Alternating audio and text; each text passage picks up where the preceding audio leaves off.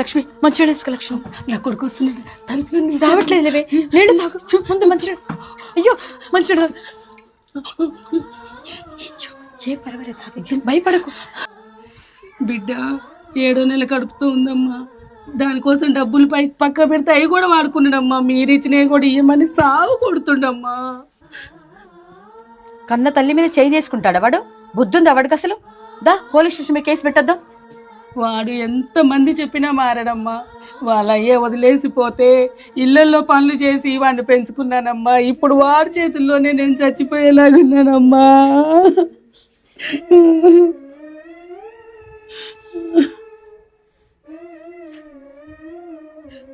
అమ్మా అమ్మా మా అబ్బాయి అమ్మా. మీ అబ్బాయి కదమ్మా, మా అబ్బాయి పిలుస్తున్నాడు. వస్తున్నా నానా.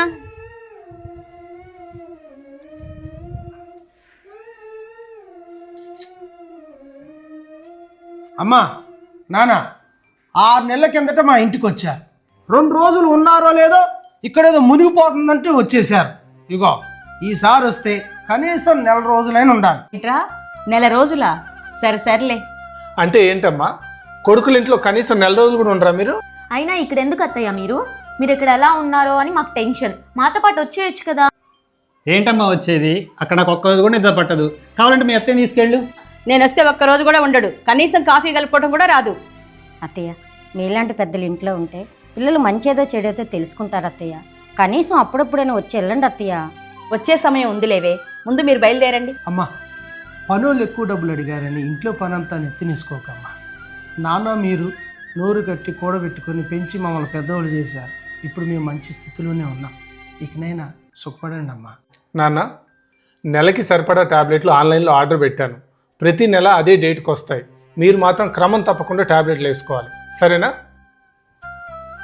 అత్తయ్య పెళ్ళైన దగ్గర నుంచి మా అమ్మ నాన్న మర్చిపోయినా కానీ మీరు మాత్రం గుర్తుంచుకొని ఉప్పు పప్పు అన్నీ ఇక్కడ నుంచి పంపిస్తున్నారు. ఎప్పుడు మా గురించి కాకుండా మీ గురించి కూడా మీరు ఆలోచించుకోండి. సరే సరే, మీరు బయలుదేరండి.